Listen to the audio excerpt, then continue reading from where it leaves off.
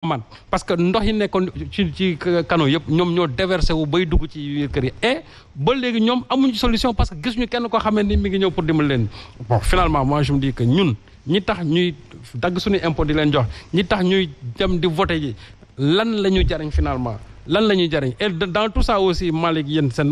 volet parlementaire là aussi on ne vous sent pas parce que yu mel ni soo amee chaque fois il faut que ñu gis assemblée nationale au moins ñu mën a addu ci li nga xam ne actuellement mooy xew mais il y a que l'exécutif qui s'active et exécutif yi ñoom suñuy activé wu aussi c'est toujours pour essayer de trouver des solutions quand même non seulement factices mais des solutions encore conjoncturelles et en réalité ce sont des solutions qui sont inefficaces je crois que le problème des inondations war nañ ko gën a xalaatal parce que lii nga xamante ne mooy am ci dëkk bi chaque fois jaaduwul te bu fekkee ne ñaari taw rek moo indi lii je me pose la question de savoir bu fekkente ne am tawat na fi yeneen taw yu gën a graaw yi kon finalement ñi nga xamante déjà ñi ngi ci mbënd mi fan la ñu jëm alors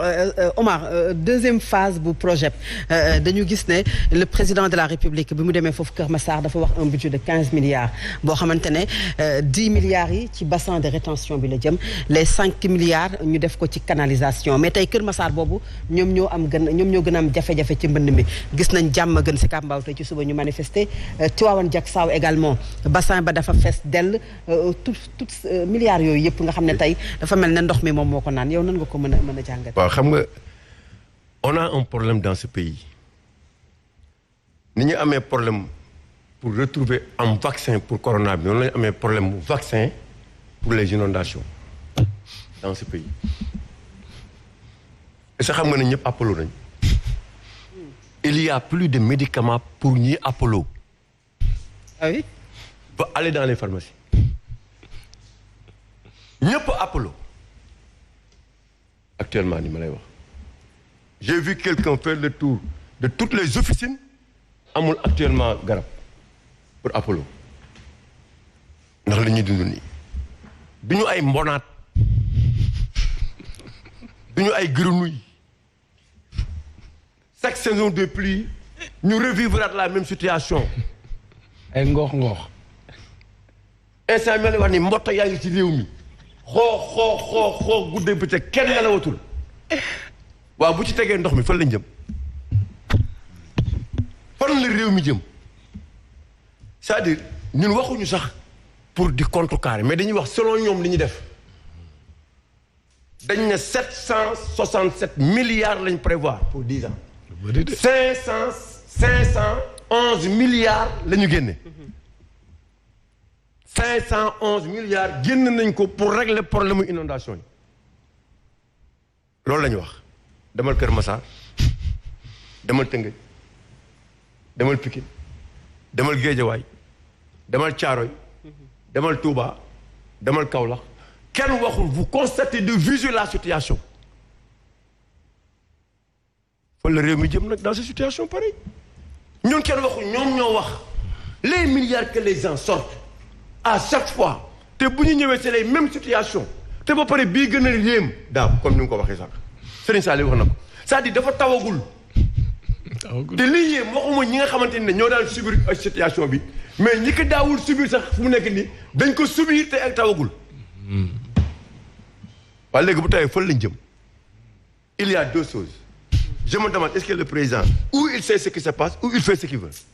ou il est trompé ou il fait ce qu'il veut parce que man mënuma concevoir autant de milliards ñu koy consentir au nom du peuple sénégalais te à chaque fois on revit la même situation. c'est pas possible est-ce que mën nañu wax ne le président xamul lan moo. mais man loolu laay wax dama wax ñaari hypothèse dama ne ou bien day def lu ko neex wala li ñu koy wax amul d'autant plus que honorable député wax na ko moom gis naa ko dama koy gis suivre day am ay prise de position mais singleton lañu. dañu néew c'est ça d'ailleurs tu as répondu. ay ñaar lañu. merci pour la ñetti député. oui c'est ça dañuy toog di wax. c'est ça yenn saa peut-être ils ont des problèmes pour se déplacer pour aller faire le boulot comme il le faut. il répond pour moi. mais il y a pas de politique d'évaluation boo xamante ni. c'est l'Assemblée nationale qui devait faire ça amuñu ko bien qu'ils ont leur volonté. à chaque fois à travers la presse à travers mais nee na am na ci ñoom député de l'opposition yoo xam ne dañu yàqamti woon dem ci joxe ji rapport bi rien que pour rencontrer le président. mais loolu la mais est-ce que loolu aussi ça pose pas problème. non mais c'est vrai il a raison mais ça pose problème. c'est glorifier tout simplement de voir le président. non man moom ça m'a pas intéressé du tout. waaw non xam nga yooyu moom laa lay wax actuellement man ni ñuy fayee entreprise yi jaaxal na ma on n'est pas dans une stratégie dans une politique stratégique mais man pour man dañu nekk ci politique de transaction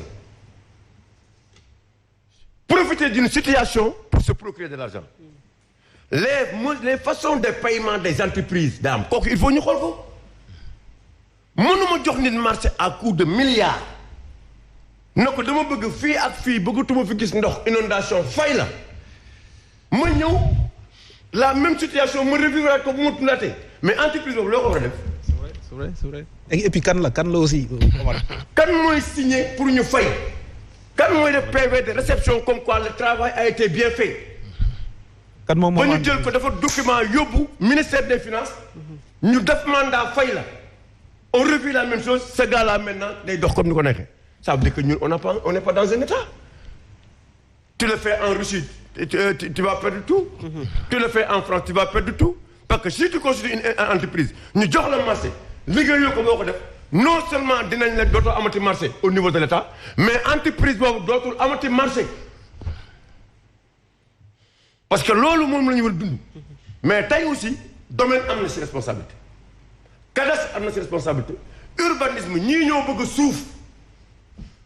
c'est-à-dire avant ngay def quoi que ce soit même boo demee au niveau des SNHLM SICAP mais comment tu peux construire des maisons sans préalablement nga defar assainissement bi defar urbanisation bi defar cadre de vie bi quand tu vas aux Almadies 2 à Pikine ou aux Almadies fii nga xam ne les terrains coûtent 50 millions ou 100 millions on laisse les gens construire sans préalablement ñu defar assainissement bi. même la direction de la protection civile. mais loolu mais réew mu mel noonu mais loolu noo ko mën a concevoir nga ñu jaay la terrain yi cher nga tabax ko à coût de millions te yow amoo foo jaar amul assainissement amul eau pluviale